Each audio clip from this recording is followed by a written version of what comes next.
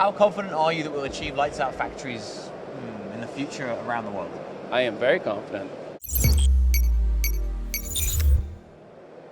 Wow, Patric, you guys have got a really interesting concept you're trying to explain to customers now. What is this brand new concept and how are you best placed to offer it? Yeah, basically what our vision is what we call a lights out factory. Okay, so this is what we're striving towards, and it will allow our customers to go from a cell level manufacturing, which we've been doing for a long time, to a complete factory level manufacturing, lights out, meaning that we can have the ability to move parts between cells using modern technologies such as mobile robots and cobots. Yeah, and we're going to discuss some of the technology you've got on show here later. That's right. But first of all, how have you guys got a good foundation? And what people have been doing before with System 3R in terms of automation? So System 3R started out in 1967 with the tooling. So we were actually pioneers bringing in tooling and palletization equipment to the market. And we started with automation in the late 80s. And we added software in the beginning of the 90s. So we have a fantastic foundation to bring it to the next level. So we have about 3,000 customer installations for automation, about 2,000 using software today.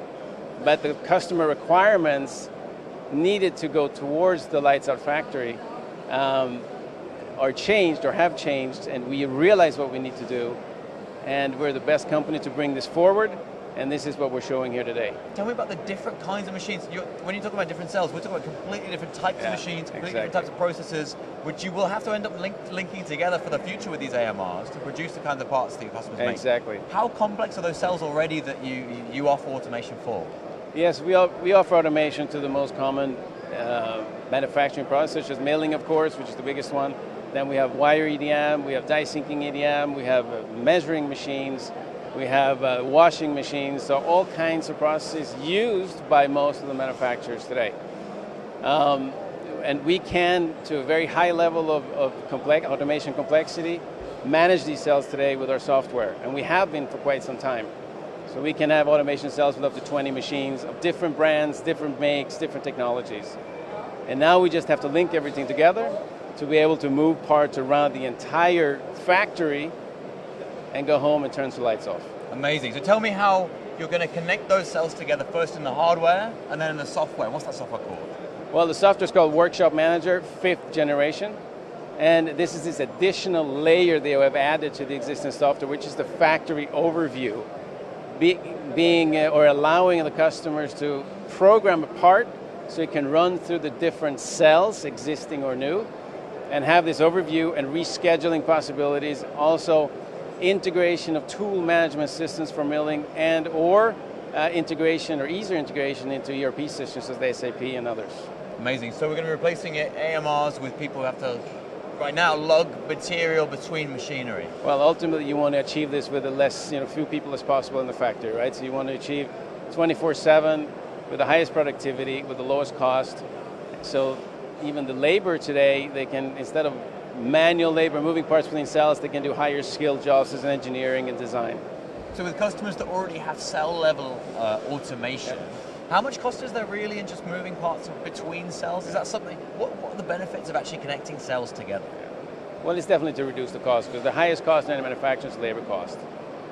And you want to also have your employees, skilled people, do better jobs, engineering, design, instead of wasting their time moving heavy parts between cells. Yeah. So you can utilize your workforce in a better way. You eliminate a little bit also errors, human errors. Nobody gets sick. Robots, they keep on running 24/7, of course. So there's a cost side benefit, of course, and the efficiency, time to market is really important. So you need to be able to keep your factory running as much as possible. It's more and more competitive out there, so our customers need, of course, a reliable partner with a good solution to help them be more competitive in the future. Yeah, and I guess you get more consistent setup times, cycle times, and loading times that makes it much easier to production schedule as well. From a scheduling point of view, it's really important, and that's part of the factory level, this level we added above the cell level, because if you have the factory level, you also need to be able to schedule it. And also, you need to be able to reschedule in case something happens, or the priorities change, so you need to be able to have an overview and the rescheduling possibilities in your factory. So how can this help customers be more adaptive in their factory, more adaptable to outside constraints, material constraints, or maybe machine breakdown? How will the software help them to be more adaptable? So one of the benefits of new software is also we have a alternative routing. So when you set up how a product should be manufactured, you can set up different ways on how it can be manufactured in your workshop. So if something happens, you need to switch over to an alternate way, it's already in the system, and it will know how to handle that situation. How confident are you that we'll achieve lights out factories in the future around the world? I am very confident.